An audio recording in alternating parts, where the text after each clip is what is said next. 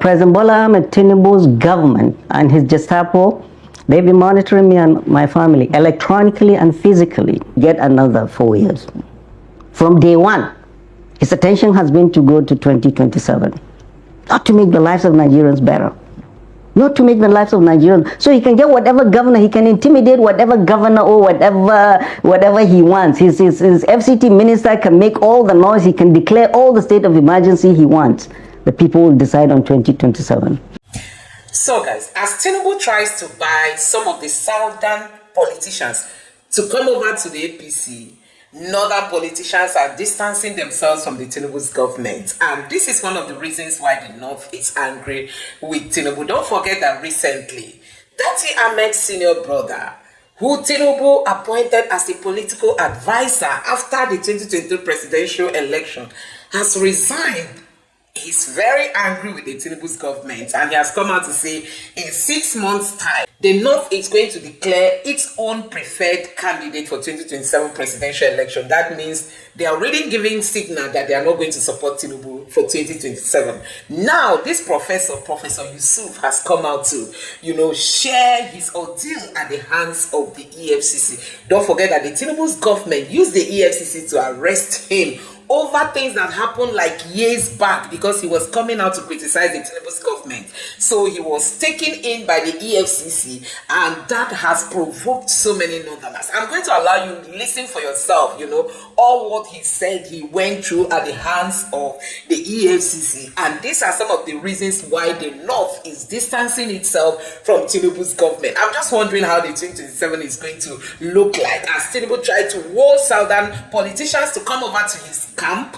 The Northerners are distancing themselves from Tinubu. Now take a look at this video and let me know your honest reaction in the comment section below. Just take a look. President Bola Ahmed Tinubu's government and his Gestapo, they've been monitoring me and my family electronically and physically. Get another 4 years. From day one, his attention has been to go to 2027. Not to make the lives of Nigerians better. Not to make the lives of Nigerians. So he can get whatever governor, he can intimidate whatever governor or whatever he wants. His FCT minister can make all the noise, he can declare all the state of emergency he wants. The people will decide on 2027. But, Mr. President, you have 2 years to correct the mess you've created over the last 2 years. We are fed up with this fixation with 2027 when our people are dying of hunger. When our land is drenched in blood. All across the land. Benue, 50, Plateau, 100, Katsina, 200, Zamfara, this. And you are there in Lagos or in France or wherever you are talking about 2027. It's actually back in the country. I'm not sure. I didn't know that. Yeah. What manner of president did we elect? What manner of president did we elect? We did not elect you to look at 2027. And anyone, you can write or say whatever you want to say about 8 years North, South, or whatever we're looking at now. The North brought President Bola Ahmed Tinubu to power. He's not done anything for this country but created hardships for this country. We're going to the second year in 4 weeks. And you're looking ahead instead of looking how are you going to, and the arrogance. Doesn't care about what people say. And the National Assembly or do nothing National Assembly that are just there to stamp whatever he says. That's just a disgrace, to be honest. They truly are. And if you have to consider that if an election is going to be conducted today, what will stop President Bola Ahmed Tinubu from winning an election? He will lose, not only lose, but he will lose and lose his they used to say, lose his deposit. I do not see, I'm from Katsina, I do not see anybody. All his surrogates from Katsina, they can say, or they can tell him whatever lies they want to tell him. People are fed up. Mr. President, listen to the voice of the people. Listen to us that criticize you. It's not because we love you, but we love this country more. People are suffering. All these people that come and lie to you and say security is better, or life is better, the economy, the GDP, we live with the people. We see the sufferings of our people every day. Life is hard for people. Electricity, how many hours? You had a front page on Daily Trust the other day. Kanu, Katsina, and Jigawa, they get only 2 hours of electricity every day.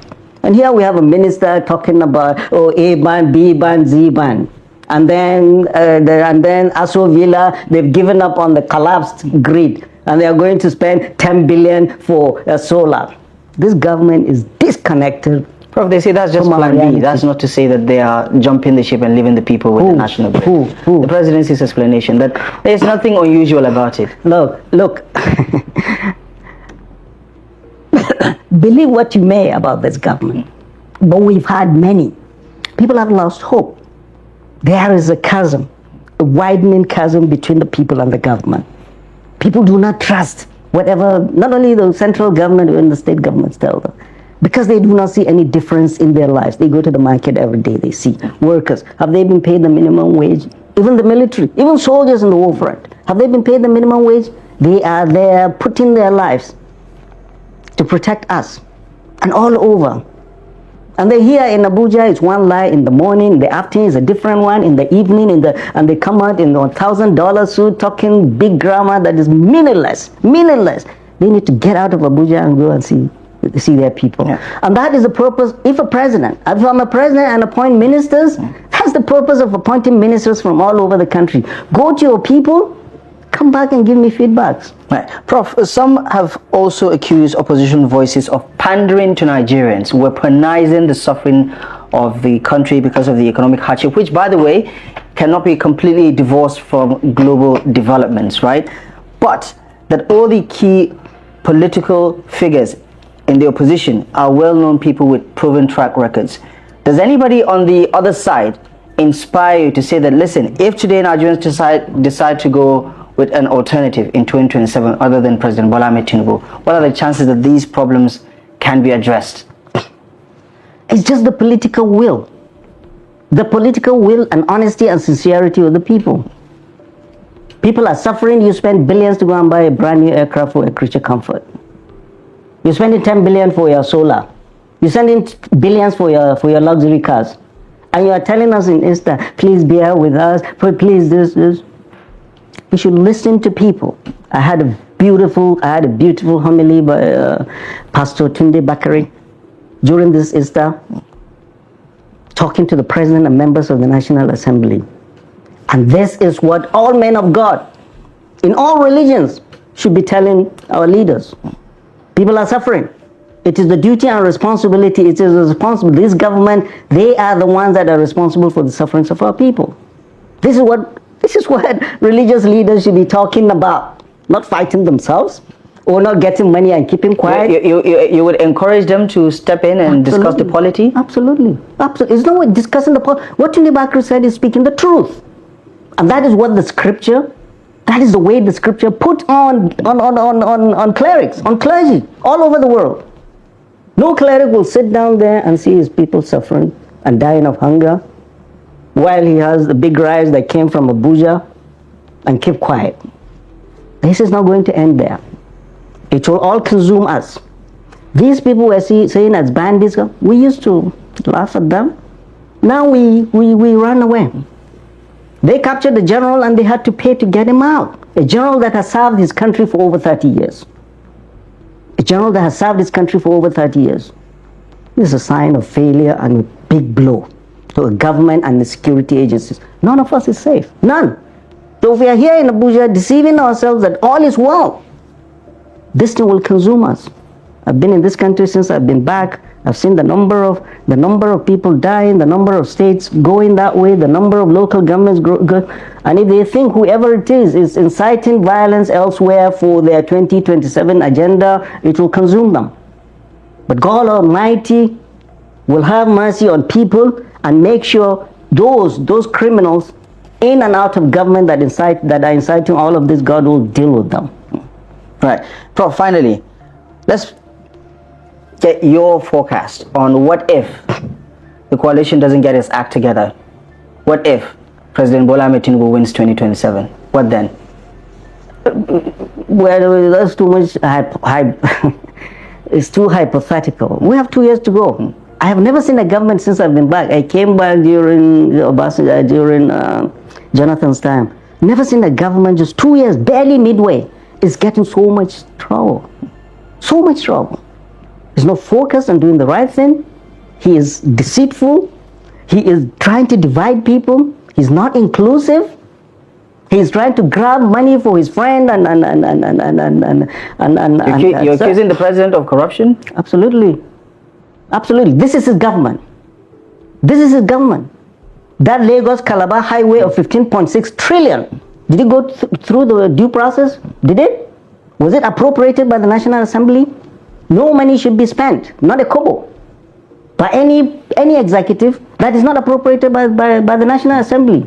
Well, you are blaming President Buhari ways and means of spending 22 trillion in 8 years. But Mr. President spent 15.6 trillion. Yeah, the National Assembly gave it a green light at the end of the day. Later. And one project, you spend that percentage of the national budget without going through due process. You are declaring state of emergencies everywhere. And we come to the National Assembly, oh, it's a voice vote. I mean, we are in serious trouble. These are the crop of people we have in the National Assembly that should be checking the president. And the judiciary is not doing its part. They're all together in cahoot. And we think all is going to be well. Mr. President, listen to us. Us that speak against your government, that tell you the fault of this government, we are the ones you should be listening to, not locking up. President Bola Ahmed Tinubu, all the Yorubas that have had infractions in, what's the name, that ministry, Beta Edu's ministry, Humanitarian Affairs Ministry.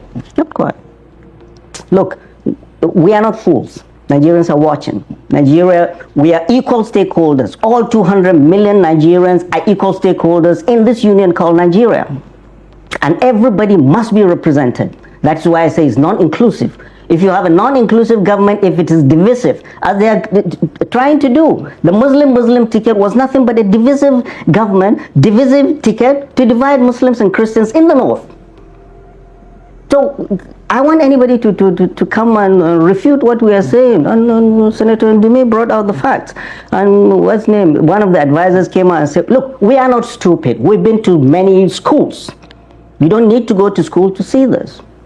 Your government, if you're the president, not even the president, even if you're a local government chairman, you must include everybody. We are not stupid. So don't give us any facts that we are seeing the facts. You're saying the data is wrong. Is there? Whose data? I mean, the data that was released. I think from whom? The presidency is. No, presidency, they came out and apologized. It's wrong. Everybody is seeing it. Every second appointment is a Yoruba. Every second appointment is a Yoruba. And you don't think that there is an argument to be made that President Muhammadu Buhari started this? Because his administration was also accused of being clannish. No, which clan? A majority of his appointments were from the north. Okay, the north is large. The north is large. Kaduna State alone has 53 languages. Go to Taraba. Go to Plateau. Go to Benue. The north, we know diversity. The southward doesn't know diversity. There's only one ethnic group.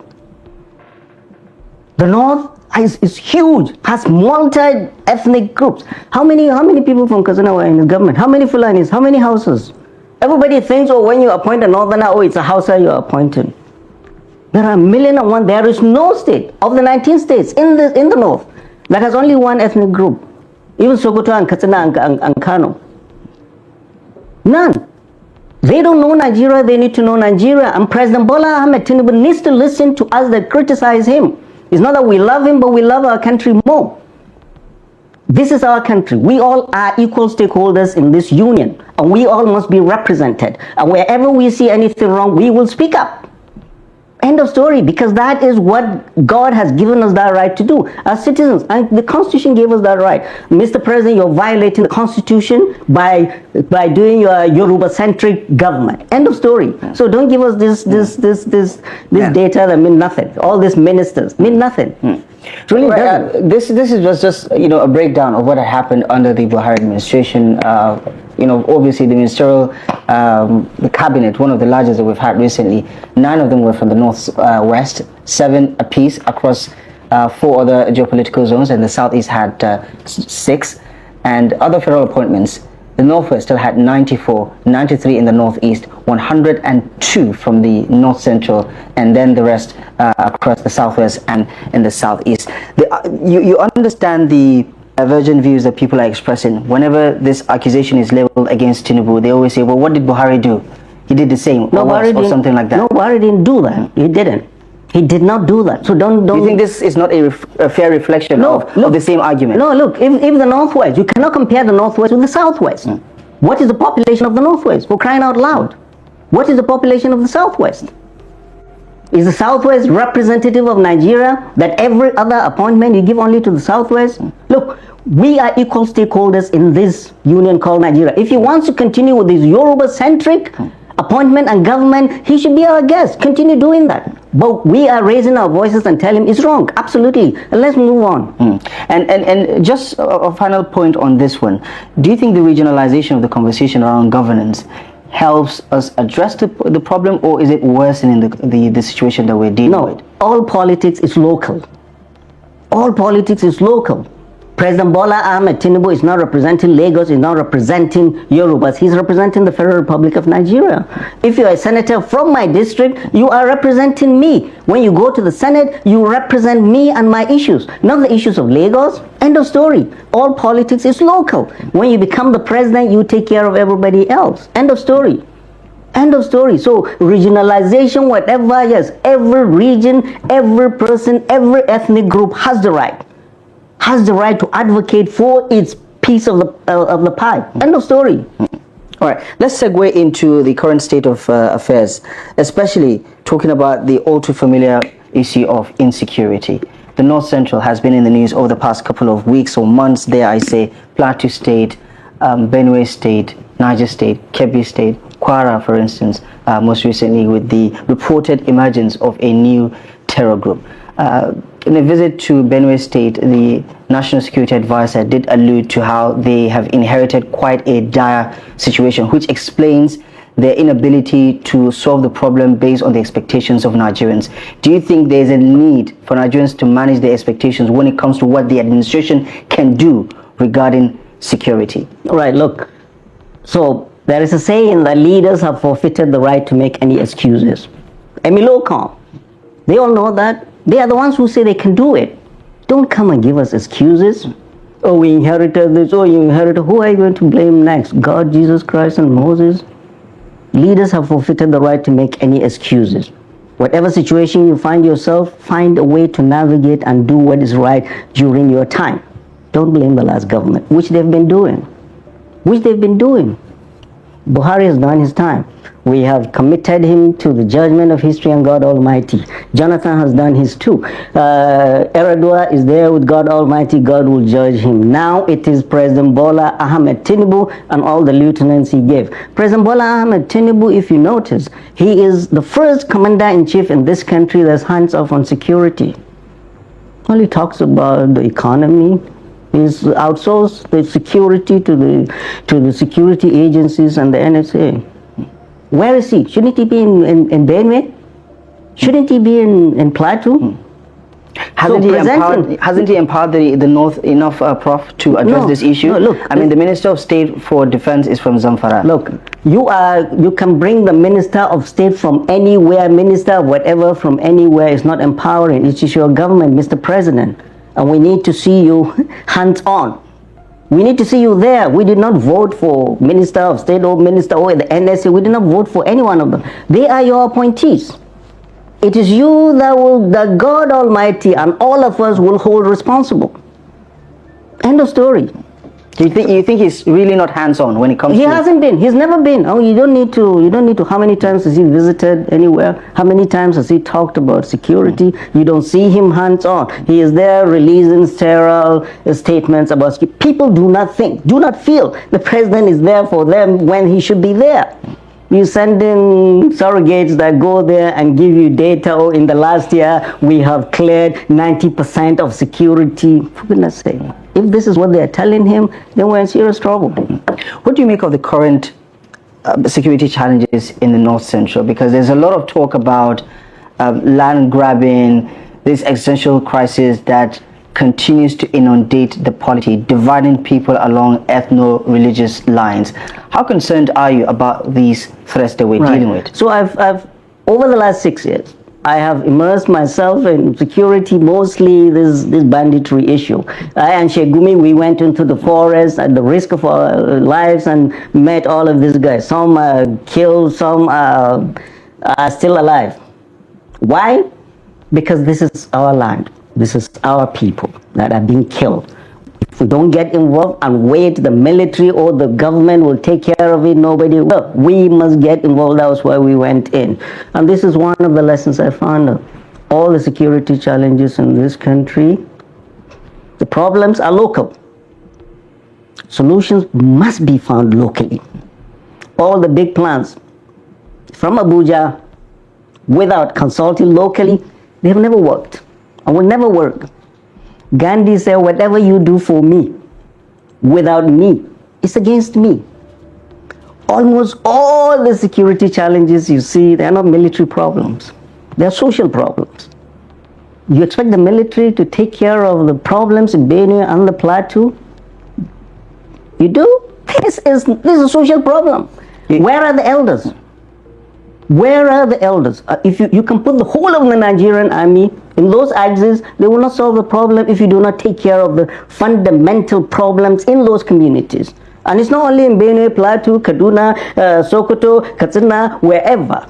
If people do not come in and take care of, and the chief of army staff said as much, and I could see his frustration. So this is not the military. The military cannot solve this problem. We need to be very careful. We are putting the military in situations to clean up after the mess of politicians. Most of the things they are doing is just police work.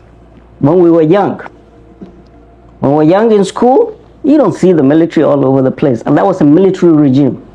Now the military is all over, in all the 36 states and the federal capital territory.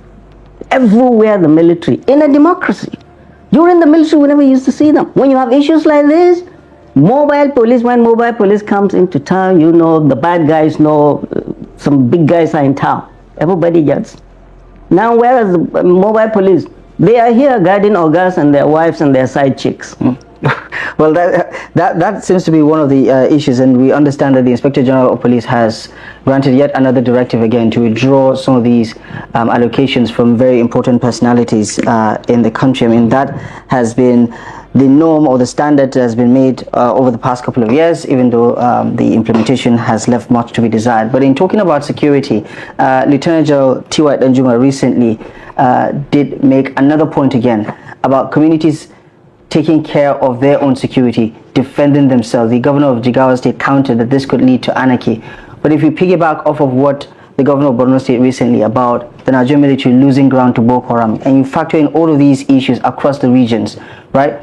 How concerned are you that a self-help is not only going to become an advice, but a no-brainer for all the communities affected? Right. I mean, so why would anybody pick up guns or clubs or whatever to protect himself? You ask. The fundamental, look at the Constitution, the only reason for a government being a government is to protect the welfare of the people and secure its people. So anywhere you see that, it means government has failed. End of story. Government has failed. I lived in the United States where people have the right to carry guns. Right? And an efficient army, efficient coast guard, efficient everywhere, people carry arms. Once ever so often, somebody just goes postal and spray people and die. But here what we are seeing, the lapses we are seeing, all the insecurity we are seeing, and the cries of people to protect themselves, to pick up arms and protect themselves, is because government has failed. Government needs to look at this and say, yes, we have failed. You can blame Buhari, you can blame Jonathan all you want, but it is not Buhari or Jonathan in the villa now. It is President Bola Ahmed Tinubu and the security. You know, the previous government, when the NSC used to come out and speak his big grammar, we're going to change the architectural, whatever. So we are still talking the same thing. We have not moved an inch. You're saying this is absolute failure? Absolute failure in any government where people are yearning to pick up guns and all that. General T.Y. Danjuma, what has he not done for this country? In his youth and his generation, they put up uniform and stitch this country back together. We're not going to allow them rest in their evening years. We have all these marauders, all these criminals pillaging the land all over, and we sit down and say all is well. All is not well. Government has failed. The government says opposition figures like you are exploiting the situation to give a dog a bad name so that it will be hanged on election day. Is there a chance that there is some truth to that? That, you know, while the situation is quite dire, it is an oversimplification to say that any administration could have fixed this in less than 2 years. Right. Show us what you've done. Nobody is saying fix it, but show us what you have done. I have been in this fight longer than all these new appointees. To expose our lives to all these places, and all these new guys in Kwara, they say, Mahmudawa, they are new. No, they are not new. They were the Ansaru under their leader, Mahmuda, and they moved to that place, Mahmudawa. So they are not new. Just like say, you know, Lakurawa, I knew. The Lakurawa have been there since 17. They are not new. So government has been asleep and letting this thing escalate.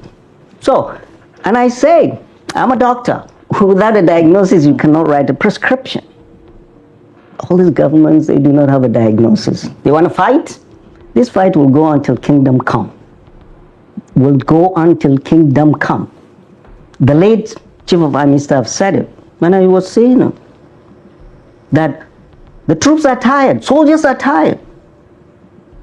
So Boko Haram 16 years. This bandits for 11 years now. There is no military that can withstand this much elasticity. They're everywhere. How many are they? They are deployed all across the land. Fighting who? Not a foreign power. And they are trained to fighting their own people. Soldiers are tired.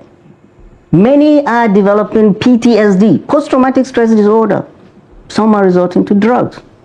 The Chief of Army Staff, late Chief of Army Staff said it. This is a cry for help from a commander to his political leaders. All is not well. Do something about it. All we are doing is just internal police. So the buck stops at the desk of the president. No one else. And I don't want any of his surrogate coming and telling me anything differently. Okay, let's segue into some politics now. The coalition talks have been gaining some ground over the past few months. Over the period of the Ramadan fast, when you came out, you paid a visit to former Vice President Atiku Abubakar, broke fast together. You've been associating yourself with that cycle for quite some time now. Give me an understanding about what is actually the end game here, because it looks like an attempt to grab power by uniting all the forces together. What do you think of your motivation? Because some people question the motivation of the coalition that is taking shape right now. Right, and I'm not part of the coalition. I came out, I went to see the Wazir in Adama, Atiku Abubakar. He's an elder I respect, and he was very vocal in supporting me while I was incarcerated. So I needed to go and say thank you to him. And also I went to see Dr. Hakim Baba Ahmed this weekend when he gave his daughter out in marriage. Dr. Hakim Baba Ahmed is also my elder brother, many brothers removed. And I went to thank him too for his support, even though he was in government, and also to strengthen him. He did the right thing, jumping this ship, and we're happy to have him back. The purpose of all of this government, President Bola Ahmed Tinubu's government, tyrannical government, must not be allowed to continue beyond 2027. We'll do it the legal way. Ballot of our people. That is why we are telling our people, your freedom is in your hands. Your ballot paper. That is what is going to make you get your liberation. All this hunger they put you, all this difficulty, all this for what? And I tell youth, wherever you go, don't let anyone deceive you with ethnicity or religion. Because you've tried the Muslim. Is the Muslim that has inflicted more pain to you than any other. We didn't have this pain when you had a Christian president. So all this ethnicity and religion, forget it. Look at a person or a party that will make your lives better. So President Bola Ahmed Tinubu, by the time 2027 rolls in, we have data to interrogate and present to our people. Is your life better today than it was before this government came? And this is how we're going to make your life better. Prof, some analysts have accused northern leaders like you of becoming politically entitled, to say that power is best served if it's under a northern leadership, and that is the only reason why Bola Ahmed Tinubu is facing this much pushback from the north, because the understanding is that power rotates from the north to the south. Reportedly, after 8 years. Whose understanding? Whose understanding? Is it there in the Constitution? And if anybody tells me it's like that, one of those unwritten rules. No, you just know that this is how it's supposed to be. Nigeria is a constitutional democracy, not a backdoor thing where they're smoking cigar and coming up with things. We are all equal stakeholders, and we have the Constitution to go by. And nobody in the South or the Southwest has the right to say the North is this. Hello, the North brought President Bola Ahmed Tinubu when his people in Lagos rejected him. We gave him 5 out of the 8 million votes. What did he get in the Southwest? 2-point-something million. In the Northwest, we gave him 50% of that 5-point-something. So we are the ones that brought him. So do not accuse the North for doing this. It is the North that brought President Bola Ahmed Tinubu. Lagos rejected him. Katsina, where I come from, voted for him. So don't give us the ethnic thing. And yes, it is the constitutional right of any citizen to go and vote for whoever he wants to vote for. So, Prof, you don't believe in power rotation? Power rotation to what? Show me. We are a constitutional democracy. I mean, you talk about inclusivity in your that's what inclusivity is. I mean, if it's only one region of the country gets to, because of its numerical strength, get to rule this country, don't you think that that's going to be problematic? What is democracy? Government of the people, by the people, and for the people. So who votes? The people. So you're going to Kanu and Katsina and say, you must vote for this guy. Or you're going to Olu and say, you must vote for this guy. We do constitution. Nobody would have contested President Bola Ahmed Tinubu coming in 2027 if he's doing the right thing. Because these people you think are not inclusive are the people that brought him. Nobody would have contested his coming. The North voted for Jonathan. The North voted for Obasanjo, not with a gun to their head. So don't give me that story of North, South. We brought President Bola Ahmed Tinubu. Katsina voted for him when Lagos, where he's from, did not vote for him. And it is our right to change whoever we want to vote for. We're seeing the traffic go in 2 different directions. While the coalition is gaining some momentum on one hand, on the other hand, you see the APC gaining some sort of traction, especially in the political elite circle. You see some PDP governors pondering jumping the ship and join the APC. And obviously the disarray in the the main opposition political parties like the PDP and the Labour Party leaves much to be desired because of their internal wranglings. What do you make of the 2 situations? How the coalition is shaping up and the ground that APC is making, especially in the southern part of the country? Right. Let the APC make whatever grounds they want to. Let them go into the ocean, go across the Sahara. We have it now. We voted for a president to do work for us now. He's had an abysmal 2 years. He's not going to correct it. He's looking forward to things I'm telling them to face. After that, when I came back to the hotel, it was Saturday, I could see strange people in the lobby, in the restaurant, and in the hallway. And I knew they were Bola Ahmed Tinubu's goons tracking me. So when I came back home, on the 29th, it was a Wednesday, I had fasted that day. My wife came up in the evening around 6:30, my wife came up to my bedroom and said there are some people that knocked and stepped into the door, 2 young men in dark suit. They said I was expecting them. So I came down. They say, oh, there are people, they are operatives of the EFCC. They've been asked to come and take me. Take me to where? To the headquarters. So guys, you haven't even introduced yourselves. So they quickly, oh, sorry, sir. They brought out their badges and showed me. Say, why are you taking me? Why is your arrest warrant? Oh, we don't need that. I had come down on my jalabia, no hat and a flip-flop. And I said, okay, let me go upstairs and change. Oh, they blocked me. I asked them, allow my wife to go upstairs and bring me my stuff. They blocked me. They took me into the bus. Oh, by the time we came out of the house, there were like 5 armed policemen there, some at the back of my house, as if I was going to jump and run. I'm not a runner. I went into the bus and the driver was driving crazy as if they'd arrested Turji. And they were high-fiving themselves as if they... So we went in to EFCC, we went directly to their boss, procurement fraud section. And the boss was waiting, so 7 p.m. was waiting, and he gave me a bunch of papers. What are these? So, oh, your charges. What charges? The guy was just waiting to go home.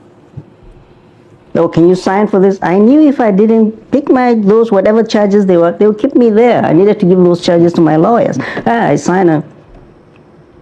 My phone had gone dead. I had not communicated with my wife and daughter to tell them where I was and how I was doing.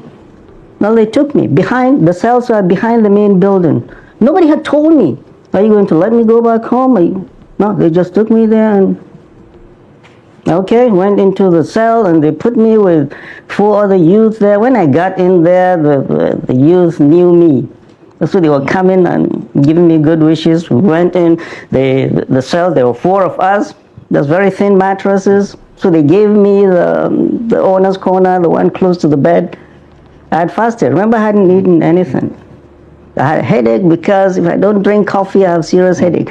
So the young man went and got me a sachet water and glass of tea. I drank and I slept off. The next day in the morning, 7 p.m., they went and called my name. Oh, we're going to court. Meanwhile, they had stationed their official photographer. When we came out, he was way out there taking pictures. Me in Jalabia, no hat, and so I just realized these guys were out to dehumanize me, weaken my spirit. You knew you were targeted? Absolutely. We went into the bus going to court, and I told them, guys, haven't you forgotten something? They said, what, sir? I asked them, how are the chains and the manacles? They started laughing and said, oh, God, it hasn't gotten to that. We went to court, the lawyers were not ready, or they had to. We came back again to EFCC, then they upgraded me to a single cell. Anyway, I was in the EFCC cell for 6 days. So we went to court again, was it on the 12th, for hearing, for them to give me bail. Oh, the judge said, oh, she had a cold. So since I'd been arraigned, I wasn't going back to EFCC. I was going to be handed over to correctional services. So they took me to Kuje and I was there for 24 days. I was supposed to have bail. It's a constitutionally guaranteed right of anybody that's accused, except if there are mitigating circumstances like murder or terrorism. But they refused me bail and took me back to Kuje for 15 days. And I'm glad they did in many ways, because I learned a lot. And we'll talk about that some more. Right. Okay. From the outside looking in, a lot of people gave that development so many varying commentaries about what is at play here. Some say this whole case was a smokescreen to silent dissent because the administration has grown intolerant, or some of your commentary alongside other critics. And some also say that perhaps let's just treat this case on its merit. Do you think both things can be true? It's nonsense. The latter is nonsense. The first is the right thing. President Bola Ahmed Tinubu and his government, they are treating all of us, Nigerians, as conquered people, and all of us as his spoils of war. We are barely midway into his first term. A term that's full of deceit, a term that is tribalistic, nepotistic, a term that is hardship inflicting, a term that is state capturing, a term that is intolerant, a term that is not inclusive. President Bola Ahmed Tinubu is using agents of state to stifle any dissent. And that's exactly what it is. He's using that. And that's why the world needs to know. That's why I am writing up. And we're talking about a president who was an ADECO activist himself, who ran across the border and ran away from the military because he was criticizing them, who never gave Obasanjo time to sleep, who never gave, even Buhari was criticizing them, and he cannot stand criticism. Criticizing a government in a democracy is a constitutional right of every citizen, and we're going to continue that. Putting me 6 days in Kuje, in EFCC, or 24 days in Kuje will not do that. Even in Kuje, I did. We'll continue to speak the truth. And Prof, is there a chance that the president had nothing to do with this? Well, that's his problem. It's his government. Whoever else is doing this in his name, we are telling the world this is President Bola Ahmed Tinubu's government being tyrannical and stifling dissent in a democracy. Whoever goes, whichever Gestapo is letting loose, is his government, not them. I have no problems with, is it EFCC, is it that? No, my gripe is with the President Bola Ahmed Tinubu and his government for what they are doing. End of story. And it's not personal for me. I am speaking for what is right and will continue to do that. Continue to do that. And in talking about this particular case, if you can just take us back, because the EFCC's filings shows that this particular case is some 7-8 years ago, those alleged infractions were committed. Yeah. What do you think might have been the motivation behind this? Because you also wrote extensively while incarcerated about what's happening within the healthcare sector, especially with regards to health insurance and coverage for Nigerians. Right. My fight in the NHIS was public. I've never had a CEO that had a very public fight about what I saw. It's very public. And if anybody goes and Googles my name, he will see my big fight in my 3-year tenure of, as the executive secretary of the NHIS. What I met there was, we, the NHIS, were supposed to be the regulators. And then the other stakeholders are the HMOs. The HMOs are the middlemen. We give them money to give hospitals. The other stakeholder is the hospital. Of course, the other stakeholder is the ministry. The other stakeholder is the National Assembly. But the biggest stakeholder that nobody was talking about was the patient himself, the people we call enrollees, who would be lost in the shuffle. When I came in, this is what I found. I mean, a big mess, cesspool of corruption everywhere. NHIS, and I said it before and I will say it again. Of all the agencies in this country, the NHIS is an agency that has the potential to make an impactful difference in the lives of our people. Only if that potential is harnessed. But nobody was interested. The NHIS is essentially the CBN of healthcare. At that time when I was there, I was in control of more funds than most of the governors. Cold hard cash, not waiting for any money to come, to pay for healthcare for our people. But nobody is interested in doing this job. From the ministry, the HMOs, even the NHIS, everybody wanted to partake in the buffet of corruption, which I fought.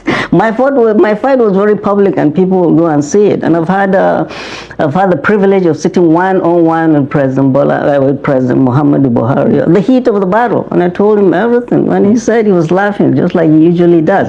And he was saying, whatever you're going through will strengthen you and build your character. And also at that time, I was sitting. I had a call from the acting chairman of the EFCC at that time, Ibrahim Mustafa Magu. Never met him. I was one of my 2 suspensions. He asked me to come over to the commission.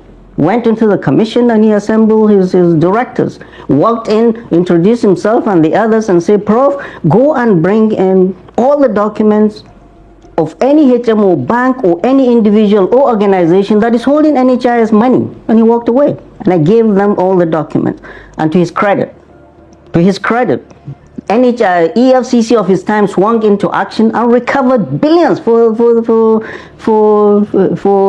NHIS. When I came, nobody in the NHIS could tell me how much money NHIS has and where the money was. A year prior to the time I came, end of September 2015, the federal government had directed all MDAs to transfer their monies from commercial banks to TSA account. I came in August the year after, in 2016. When I came, nobody could tell me how much, in my agency, nobody could tell me how much the NHIS was or where the money was. So I commissioned an independent financial firm to go after all our accounts in commercial banks and come and tell me. And they presented the last quarter of 2017 this report to me. Over 13 banks, commercial banks, are still withholding, are still holding illegally over 100 billion of NHIS funds. They refuse to transfer it to TSA. And you can be sure somebody somewhere behind is getting the interest. Right. So what happened? I mean, you clearly unraveled this particular situation. It's quite public. Why did the president then let you go? Because there was this public perception that surely you must have done something wrong for the president to have let you go. So I think President Buhari was overwhelmed. But at the end, I was suspended twice, and at the end, the DSS stepped in and advised the government. You guys need to handle this thing, because the polity was heating up. So what happened was that there was the SGF. They created a presidential committee to investigate the NHIS. So everybody was called. I was called. The minister. They went to the minister, the board, everybody. And then at the end, the president let me go. He let the board go, and the minister didn't go back. So it's all three of us. He needed a clean slate. I think the president didn't have the stomach for the fight, but I felt I was left in the trenches fighting the fight alone, and that's okay. Yeah. So what can you tell us about this particular case going forward? I mean, when is your next date? Yeah, the next date, trial will begin, inshallah, on the 15th of May, for them to prove the case, and we'll litigate it. I mean, you've obviously made the correlation between this case that you're dealing with and the administration's quote-unquote intolerance for dissent. Absolutely. Will that take the wind out of your sail in terms of how critical you are of the administration? No. Being critical is a right. I will continue to do that. And I said this is a continuation of my fight against corruption in the NHIS. Because some of those that were pivotal in this fight at that time, they are still important in this government. So this is a continuation of that fight. And we'll fight it. Okay, let's talk about the administration. We are close to the 2-year mark, the halfway line of a first 4-year tenure. I mean, it's safe to say that any Nigerian who has been following your commentary on this administration knows what you're about to say. But what is your glass half full version of what we had experienced so far? No, okay, the same time last year in May, their first anniversary was all over, and I wrote, last year, my assessment was deception, destitution, and hopelessness. Last year. I want any Nigerian to tell me if it's gotten any better. Is inflation better? Is a bag of rice better, less than it was? Are children going to school more now? Is security better? We need to be honest with ourselves. This government is only interested in 2027, not interested in governance, not interested in alleviating the sufferings of the people that it has brought onto them. Because all these sufferings are self-made. In a country where we have very good weather, the rain, we are not officially at war, we have literally been turned into beggars, like you see in the Sudan, or you see in Afghanistan. The son of the president had the audacity during Ramadan to come to the north and dance, and visit our emirs and visit our ulamas, sit on the same chair as them, and dance during Ramadan and distribute cooked rice to our youth. It's insulting. They have no understanding of our people, none whatsoever. There are Muslims in the southwest, there are Muslims in the south. I didn't see the same young man go in there and doing this to us, insulting us as if we are a conquered people and we are the spoils of war. It's very insulting. Some would say that's a bit of an overreaction because his intentions were good. Intentions without common sense. No sense. Life is about common sense and sensitivity. There are places I can't walk in with my shoes. There are places I walk in with my shoes. There are places, I'm 60, whatever. There are places I go and sit down on the floor. There are places I go and sit down with a person. Didn't protocol tell them that this is lack of common sense coming and disturbing us in Ramadan? Dancing. Using presidential jet. Whoever gave him that clearance to use presidential jet to be going all over the place. Governors were going to the airport to get, in his capacity as what? Can you imagine what the press would have said if it was the only son of President Muhammad Buhari, Yusuf, that was doing what this common son is, this president's son is doing? And there was a singer that brought out that song. And President Bola Ahmed Tinubu, in his way of being tyrannical, banned that song. This is free speech. You talk about, let's revisit that expression you used earlier. Deeply unpopular, deceitful, tribalistic, non-inclusive, divisive, recklessly run government, self-serving, propaganda-fueled, corruption-ridden, hardship-inflicting, state-capturing administration. I mean, let's take them line by line. You talk about tribalistic. Recently, the administration has responded with some data that shows that the North still has significantly more federal appointments than any other region. So is it safe to say then that some of these allegations of tribalism or nepotism are unfounded based on available data? Right. The thing is, they should stop insulting us. Constitution is violating the Constitution. The Constitution is very clear. Appointment must represent the plurality of this country. There are over 300 ethnic groups in this country. President Bola Ahmed Tinubu, every other appointment is a Yoruba person. And Yoruba from Lagos. He did not win Lagos. 5 out of his 8 million votes came from the North. That is 62% of his votes came from the North. By his appointment of singularly appointing Yoruba, over 80% of his appointments are Yorubas. He's violating the Constitution. It's safe to say that, you know, if we have to take his word for it, continuing where President Muhammadu Buhari stopped, that this is a continuation of what Nigeria has seen under the Buhari administration. And that is false, patently false. I want them to tell us where. President Muhammadu Buhari, if he doesn't know, let me tell him. If Nigeria doesn't know, 4 chief executives from Katsina he fired. So guys, you have seen it for yourself. Many of these Northerners are not happy with the way Tinubu is leading Nigeria. You know, the North believes that, you know, they own Nigeria. They also believe that power is supposed to always align with the North. Now, the power is a bit far from the North, and the North is not finding that easy. They've also seen the Tinubu's government to be appointing more of the Yorubas, just like what Tinubu did during what Buhari did during his time. It was more of the Northerners, and Tinubu is following suit. But guess what? The North is not happy. You can imagine people like Hakim, that's Ahmed's senior brother, who was appointed by the Tinubu's government, suddenly resigns and said in 6 months' time they are going to decide who the North is going to, you know, vote for in the next election. That's to tell you that he's not comfortable with the Tinubu's government, and he does not want to be part and parcel again with this government, and that was what led to his resignation.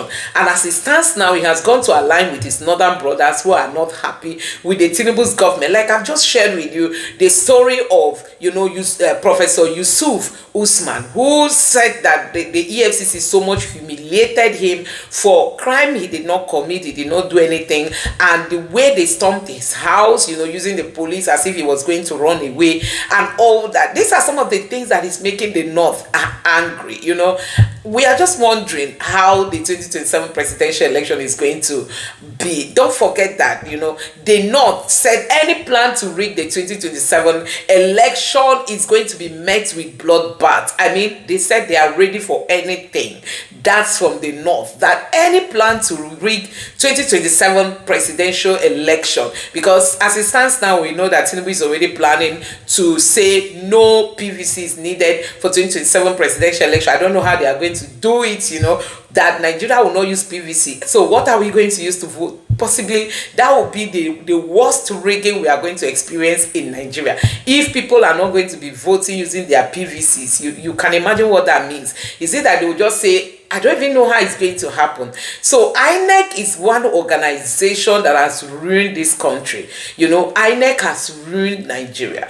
After telling us that the PVC, PVC and Vows and the IREF was a game changer, all of a sudden INEC is now saying that there won't be any PVC. So you can imagine all the money that INEC wasted last year telling us that technology was the way forward. You know, all those things have gone. And now INEC is now dumping technology, telling us that technology is not going to be relevant in the forthcoming elections. Nigerians, what is happening in this country, what Tinubu cannot do, does not exist. And that is why Nigerians are raising alarm. I mean, Nigerians are raising alarm over what is happening under the Tinubu's government, because nobody has seen it like this. I mean, nobody has seen what we are seeing, the way it is going in this country. And that's why people are not keeping quiet. Everybody is raising alarm. You can imagine the strategy now. is to woo politicians to the APC, but the North is distancing itself from the Tinubu's government because for them, they cannot work with the Tinubu's government. Anyway, guys, we are going to keep our fingers crossed as we watch how all this play out before the 2027 presidential election. Let me know what you think about this in the comment section below. Please don't forget to subscribe to the channel, turn on the notification bell. Please give this video a like so that YouTube can recommend it to others, and drop your thoughts in the comment section below. Thank you.